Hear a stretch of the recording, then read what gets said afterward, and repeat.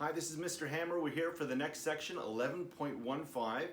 We're moving along with the coordinate grid, also called the coordinate plane. Last time, we were talking about this quadrant here. This quadrant is called quadrant number 1. This quadrant over here to the left would be called quadrant 2, and then we have quadrant 3 down here, and quadrant 4. So last time we were just focused with the positive integers, where we would go to the right for the x value and up for the y value. Any plotted point, otherwise known as an ordered pair, in this quadrant has a positive x value and a positive y value. We could label it as xy. So for example, if I went over 3 and up 4, this ordered pair, or this plotted point, would have a value of 3 for the x, because I'm here in the x-axis, and 4 for the y. So the ordered pair would be 3, 4. But we can move around and consider the integers that are negative, because the x-axis, which is over here, and the y-axis here, aren't only positive. The x-axis can also go into the negative realm. And the y-axis isn't only positive, it can go down into the negative realm as well. So how do we plot a point in quadrant 2? Well, let's take this point here for instance.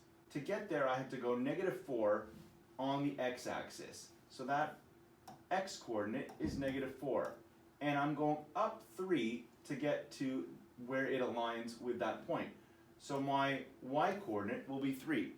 So that point is -4, 3, or that ordered pair is -4, 3. Let's try another one. So to get here on the x-axis, I'm at -6, so it would be -6 for the x-coordinate, and I have to go 1, 2, 3, 4, up 4 for the y-coordinate. So I have an ordered pair of -6, 4. Let's try one more, down here.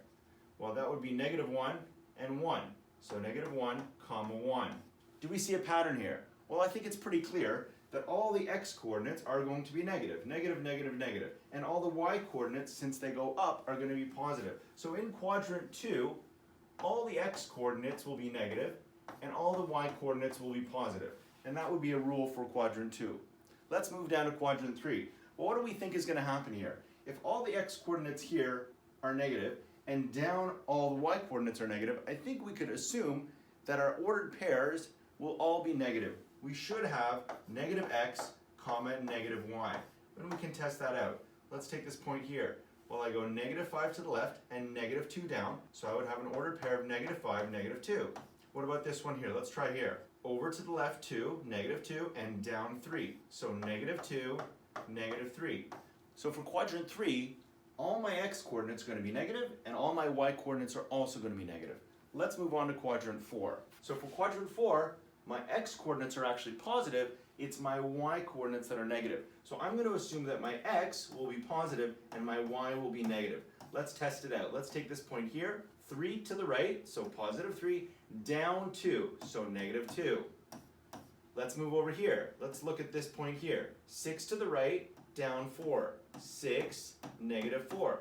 Well, so far that rule is holding. So the review here is we actually have 4 quadrants in the coordinate plane, or the coordinate grid as it's called. And if we're going to plot points anywhere on our coordinate plane, we can have them be positive and positive, negative and positive, negative and negative, and positive and negative. Okay, let's look at question number 3. Question 3 says to plot these 4 points, and there they are, then to join those points, to identify the figure that is formed by joining those 4 points, and then to calculate the area of that figure. So let's start with P. P is -2, so that's -2 on the x-axis, and then 1 on the y-axis. Q would be at 0, which means on x we stay right here at 0. 4 means we go up 4. So that is where Q is, right on the y-axis. R would be 6 on the x and up 4, so R is right over here. And S is 4 to the right and 1 up. Now that we've plotted those 4 points, let's connect them together. There's one line, there's another one, there's another line, and there is another line. So what kind of shape is this? It's a parallelogram. We have opposite sides that are equal, but are also parallel. And now how to figure out the area of this shape? Well, area, I'm going to write it inside here, equals base times height for a parallelogram. Our base is 1, 2, 3, 4, 5, 6. and our height is 1, 2, 3. So 6 times 3, or 18, and we would say units squared. So that's it for section 11.15. You've learned about the 4 quadrants in the coordinate plane. Quadrant 1, Quadrant 2, Quadrant 3, and Quadrant 4.